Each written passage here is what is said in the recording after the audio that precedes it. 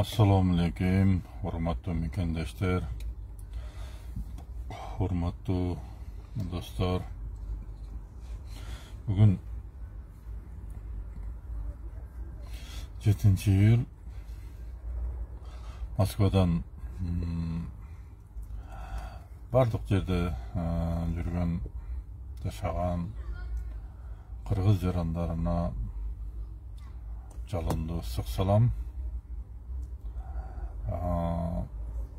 Mamleketimiz tez aranın içinde önü ösüp geçişini kalayım. Jana oşonda ele urdagan uğurlar teziraq mamleketten jana eldin atынан tonogon байлыктарын кайтарсын. Проценти менен. Эми бул келечектин результаты бирок болот. Мен бүгүн Орхан Инан боюнча парламентте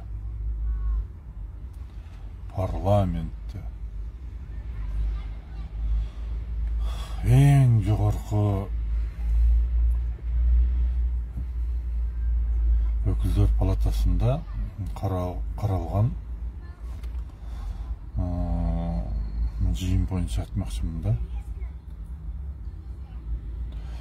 Эгерде Орхан Инан жөнүндө мен ойлоп атам, значит, кыргыз мамлекети боюнча ардактуу, заслуженный, же болбосо мындай бай, ошондой эле даражалуу Орхан Инандан башка инсанды жок экен деп ойлоп атам. Же болбосо кыргыз мамлекетинде бир гана Орхан Инан бүгүнкү күндө жабыр тартып жатыптыр. То есть Кыргызстанда башка мыйзам бузуулар, бирөөлөрдүн укуктары бузулуулар жок экен да. Мындай айтканда, кимдин колунда бардын байдын укугу бузулбаш керек экен. Жөнөкөй карапайым жарандар эмне гана болуп атат? Ал жөнүндө эч кандай нерсе жок. Сөз да жок. Эми мен Жанар Акаев жана бир топ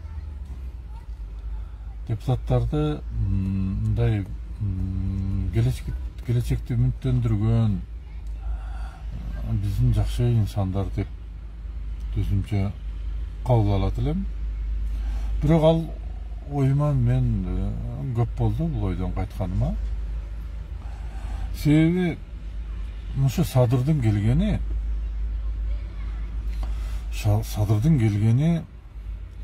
кыргыз элинин көпчүлүгүнүн көзүн ачты.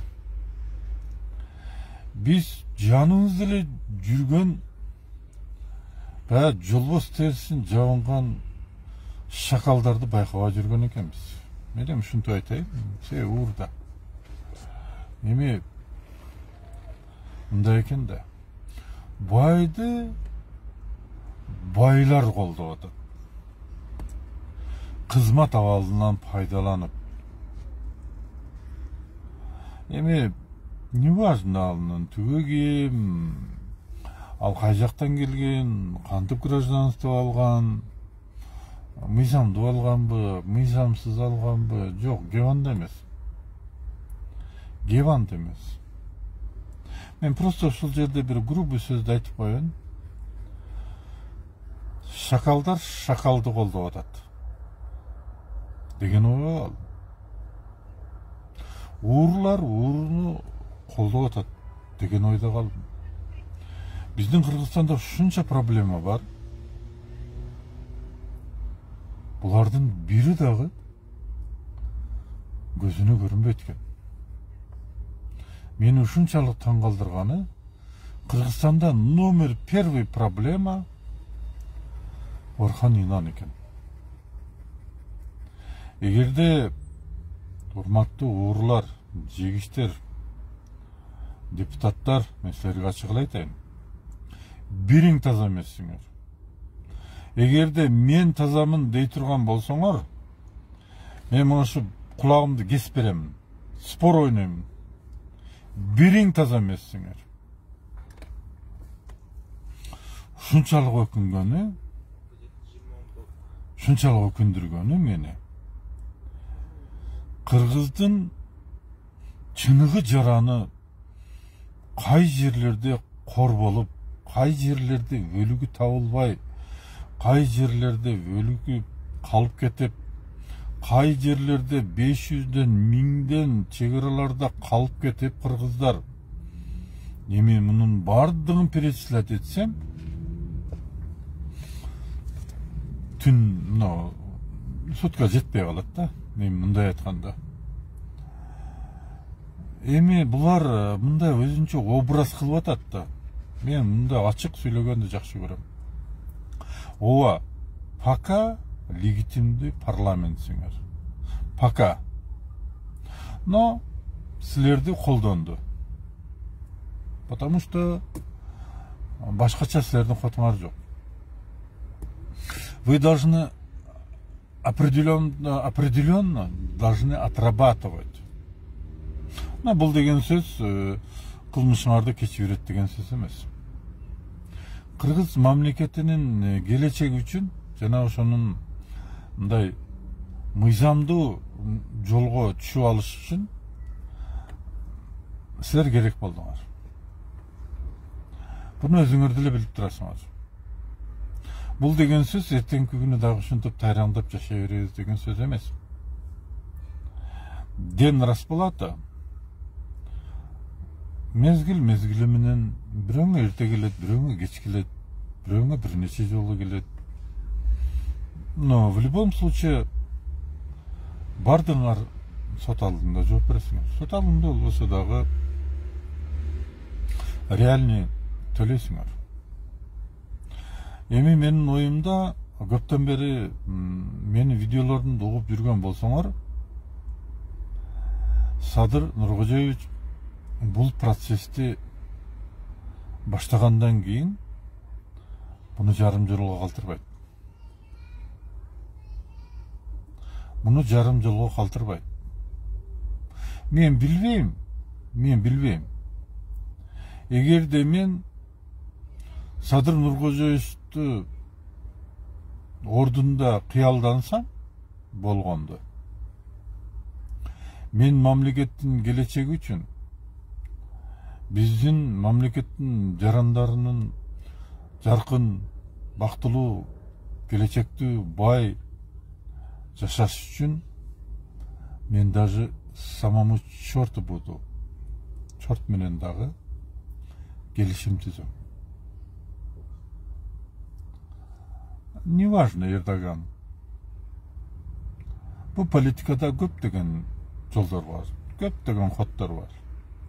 Но бул жол силердин арам оюңардан, силерди мамлекетти тоногондон, силер уялбай туруп наглый жалган сүйлөгөнүңөрдөн намного выше турат. Эми ооба силер депутатсыңар, айтымы боюнча. Но на самом деле чимкириксиңер, жегитсиңер, ичкитсиңер, тоногутсуңар. Эми кандай жаман сөз болгон болсо ошонун бардыгына татып суусуңар. Поголовно. Садыр келгенге чейин кайсы бир депутаттарды мен мындай ойлойт элем. Жок. Значит, бардыгыңарга жетиштүү далилдер бар экен. Ошон үчүн оңго үйлесе, оңго жүгүрөсүңөр. Солго үйлесе, солго жүгүрөсүңөр. Силер бүгүн парламентте шундай бир пиар кылдыңар. мен көрүп отуруп күйүп кеттим да. Ушундай пиар кылдыңар эл алдында. Менде бир ушундай да. Менимче Баткен окуясында мынчалык күйбөдүңөр. Мынчалык күйбөдүңөр. Силер кайсы мезгилде ушундай сүйлөйт элеңер өзү негизи? Сокен мезгилинде ушундай сүйлөй алат белеңер? Атамбаевдин мезгилинде ушундай сүйлөй алат белеңер? Башка президенттердин алдында ушундай сүйлөй алат белеңер? Мен Акаевдин мезгилинде биринчи сазыбындагы парламенттерди билем. Алар действительно пока жаш ушундай депутаттар болчу. Экинчи, үчүнчү шайлоосунда Акаев уже баягылардын бүт бардыгын жоготуп жалаң лаппайларды калтырды. Ошондон беркилер эми хорошо, жакшы, мыйзамдуу жол түзүп берип атасыңар. Бирок мындай Кыргызда мындай жакшы сөз бар да. Эркелесеңер эркелегиле, бирок талтаңдабагыла. Эгерде силер өзүңөрдүн ким экениңерди мындай билгиңер келбей атса, мезгил билдирет. Мезгил ушундай суроолор менен билдирет. Бирок бүгүнкү күндүн темасы Орхон Инан эмес. Бүгүнкү күндө жок болуп бараткан мамлекеттин темасы болуш керек. Мен мисал үчүн Садырды колдоп сүйлөп аткан жерим жок. Мен просто өзүмдүн оюмду айттым. Эгерде кимин канчалык билесиңер? Орхон Инан ким? Он прошлом ким бол? Эмне үчүн Эрдоган буга кызыгып калды? Ну, предположим. Канчалык Турциядан чыгып, ушунчалык илимдүү экен, ушунчалык баягындай методикасы аябай күчтүү экен окутканга. Эмне үчүн Кыргызстанда жүрөт? Эмне үчүн өз жерине батпай Кыргызстанда жүрөт? Кыргыздын гражданствосын алды. Мен мындай личность катары кандай адам болсун билбейм, мен тааныбайм деле. Бирок теректин башы жон кыймылдабайт. Мен болгону өз оюмду айттым. Азыр геополитика боюнча болуп аткан обстановкаларды прекрасно билесиңер. Но биз үчүн, Кыргызстан үчүн Турция менен ынтымакта калышыбыз очень важно. Эрдоган муну колдойт. Мындан Эрдоган даже сомнения бербейт. Просто мен өз оюм айтайын да. Если Орхон Инан на самом деле силерге окшогон бай болсочу, Турцияда силерге окшогон бай болсо, силерге окшогон жегич болсо мезгилинде, может, тихаря кылып аткандыр. Силерге окшогон өз элине кызматка жетиш үчүн жамандык кылып аткан инсан болсочу. То есть жаркын Турциянын мисалы үчүн жакшы өнүгүп кетишине кооптуу инсан болсо, кандай дейсиңер? Мисалы үчүн мен бул случайно исключать этпейм. Эми айттыңар 3 вариант боюнча. Коркуп атабы, же тиги спецслужба иштеди, подарок кылды дегендей кылып. Жок.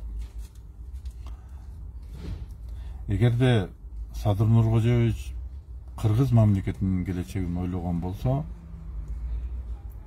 Кыргыз мамлекетинин келечегин ойлогон болсо, силер мурдагы өткөн согуш мезгилдерди эстегиле. Биздин канча инсандарыбыз согушта курман болду. Алар жок. Алар келбейт. Россияда, мисалы үчүн СССР мезгилинде, мисалы үчүн Афганстанда канча биздин жоокерлер каза болду. Тажикстанда канча жоокерлер каза болду. А что стоит бир Инан Орхан, если гражданин Кыргызстана болсо, а эмне биздин баатырлардан кемби? Же биздин номер бир проблемабызбы? Же только ошону чечиш керекпи? Туугандар, мен мындай деп айтайм да, более проще. Эгерде менин өлүмүм керек боло турган болсо, Кыргыз мамлекети үчүн Садыр Нуркожоевич эгерде мени садагага чапкан болсо, мен каршы болбойм. Бул биринчиден Садыр Нуркожоевич мекен үчүн кылып атат. А мен мекен үчүн жан берип атам. Бул жерде ничего зазорного нету. Бирок муну силер түшүнбөйсүңөр. Силер уурусуңар, силер акмаксыңар, силер тоногусуңар, силер жегитсиңер. Силерге святое нерсе жок. Силерге святое нерсе бул деньги. Как бы ты ни говори, евро, доллар, сом, тенге, рубль, все, что алтын, всякие драгоценные имущества, недвижимые имущества, силер үчүн ценное ошол. Албетте, өкүнүчтүү, но мындай переломный мезгилде жашап атабыз. Силер дагы өз устуканыңарды алып кетесиңер. Эми камалганын камаласың, кусканын кусасың. У кого-то меньше преступления, значит, может быть, за определенные заслуги Отечеству, может быть, там не аласыңар. Но бирок силер өзүңөрдү ойлогула. Биз дагы эле жашайбыз дебегиле. Мындай, дагы эле бийликтебиз дебегиле. Нет, вы уже прошлое. Вы уже прошлое. Вам надо признать всего. Силерди жаңылар, жаштар, тазалар алмаштырат. Бул заман талабы. Бул заман талабы. Просто мен шунчалык жалат болбойт элем. Эгерде силер ар бир кыргыз мамлекетинин жараны үчүн ушундай чогула калып, мындай экстренный собрание кылып, ушундай алсаңар, мен өтө кубанат элем. Но тилекке каршы силер андай болгон эмессиңер, боло албайсыңар дагы. Вообще, мисалы үчүн бизнесмен адамдар бизнес чөйрөсүндө болуш керек. Силерге парламентте пок барбы, айткылачы. Мындай эле айтайын, силерге парламентке пок барбы? Силер болгону нотариуссуңар. Кандай деп өзүңөрдү эсептесиңер, эсептегиле, бирок нотариуссуңар. Формально парламентсиңер, формально колдоп бересиңер. Башка айлаңар жок. Эгерде башка айлаңар болгондо, силер Кыргызстанды бул күнгө келтирбейт элеңер. Ооба, чындыгында байлардын ичинен дагы президенттер депутаттар болгон. Бизнесмендер болгон. Бирок алар өзүңөр билгендей өлтүрүлгөн. Аларды да чукулайбыз. Ага да жетебиз. 10-жылкы кагылышы боюнча дагы болуп баратат. Эми айтып кетейин дегеним, туугандар, мен бир нерсе деп айтыштан неме кылбай деле калдым. Силерде ар намыс, уят бир неме жок экен да. Баягындай лишь бы сүйлөш керек да. Кандайча болот, не важно, бирок сүйлөп калыш керек. Публикага ойноп калыш керек да. Вот я работаю, типа, вот я говорю, типа деп. Сөзүмдүн акырында, урматтуу жегиштер, урматтуу чимкириктер, силерге айтарым, силер эгерде эсиле Садыр Нуркожоевичтей акылыңар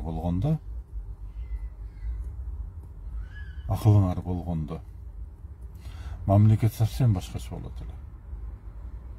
Ошон үчүн силер көп эле өзүңөрчө алгындай болуп өрбөгүлө. Мындай айтканда, силер уже прошлое. Просто эми бир аз вакыт бар, анан секин уже заменяет. Айтып коет го, незаменимых не бывает деп.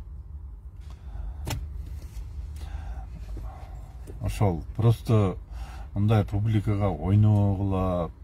Эми президенттер өзү чечет. Может быть, согласованно это было, может быть, нет.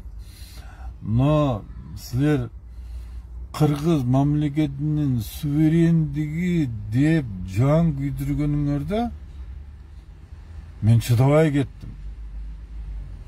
Силер ушунчалык жан күйдүргөн болгонуңарда Кыргыз мамлекетинин сырткы карызы 5 миллиард доллар болбойт эле. Определенный гана адамдар бай болбойт эле. Мен муну айта берсең көп болчу. Так что өзүңөрдү билгиле дагы, секен куйругуңарды кысып туруп, сурооңар бүткөнчө повестканы күтө бергиле. Мен ойлобойм 1,5 мыңдай поблажка болот деп. Болбойт. Азыр жакшы бир метод киргизип койду. Эпизод менен. Если по эпизодам чакыргандачы, охо, силердин куйругуңар каерден гана чыкпайт. То есть бесконечный эпизод болот. Ошол. Просто мындай кылып ойногондун ордуна признавать этиш керек эле. Эгерде силер признавать эткенди билгениңерде, мамлекет мынчалык карызга батмак эмес. Бул сырткы эле карыз. Ички карыз. Элдин ырыскысын жеген. Башка темага өтпөй эле. Менимче ушул жетишет болуш керек. Бирок мен ойлойм. Дагы эсиңерге салып коем. Орхон Инанды кимин канчалык билесиңер? Ал ким өзү на самом деле? И канчалык Туркияга коркунучтуу? Если коркунучтуу болбосо, обычный бизнесмен болсо, налог төлөп жүргөн болсо, ишинде жүргөн болсо, бала чакасы менен мейли, пожалуйста, гражданство алсын, туда-сюда. Эрдогандын эмне иши жокпу башка? Иши жокпу? Өзүңөр ойлоп көргүлө, иши жокпу башка? Ошондой дүйнө жүзү боюнча армиясы менен экинчи орунда турган Туркия мамлекетинин президентинин иши жокпу башка? Бир каяктагы бир алсыз бир бешел кичинекей Кыргызстандын жаранына асылган иши жокпу? Силер мага караганда көбүрөөк билесиңер. Бирок айтып атпаймынбы? Бириңди бириң колдойсуңар. Силерге не важно? Силерге не важно? Силер эч качан акчасы жок, чыныгы душасы тазаны колдобойсуңар. Силер акчасы көп, бирок харам, ууру кескилерди колдойсуңар. Вот ошо силердин проблемаңар. Эми Кудай кааласа, Садыр Нуркожоевич, мен просто ойлойм өзүмдүн оюмда. Бер жагы 2 сазып болот. Болбосо 3-4 иштей берсин. Мындай жигитти менимче кылымда бир жолу келсе. Келбесе жок. Эми Садыр Нуркожоевич өзүнүн келечеги үчүн иштеп аткан жок да. Эл үчүн иштеп атат. İşte görsün. Bardığınardın eşiğinerde takıldatsın da öyle. Bardık jemekорлордун bir gün bolsa bir günü eşiğinerde takıldatат. Документальный. Анан ошондо көрө бересиңер. Мисалы үчүн силерде түшүнүк жок.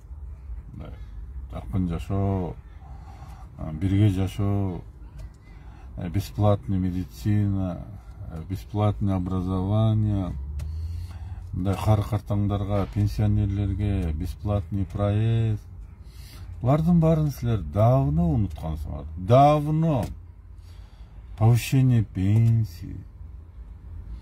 Мен чынбы жалганбы билбейм, бирок силердин айлыгыңар 300 000 экен.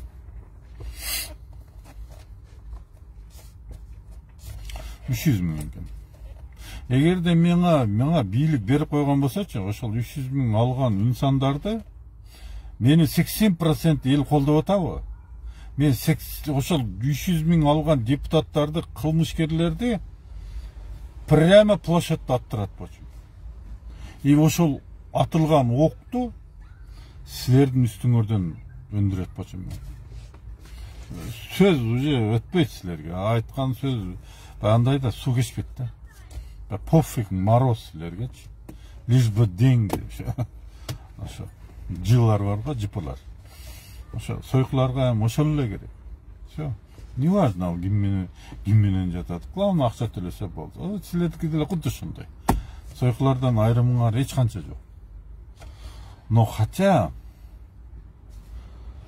алар алган акчасы үчүн жанын кыйнайт. Силер эмне кыласыңар? Силер алып, еще ошо берген адамды кыйнайсыңар. Көрдүңөрбү? Так что силерге вообще сөз жок. Мен өтө аябай ичим ачты. Силер өзүңөрдүн деңгээлиңерди аябай жакшы көрсөттүңөр. Думаю, элдер дагы бардыгын түшүндү окшойт. Канча дагы аман болгула, оорубагыла, өлбөгүлө. Ошол ден расплата полный кутулмайынча даже оорубагыла. Өлүштү даже не думайте. Силер өлүп калсаңар кантип кайтарабыз? Ошол туугандар.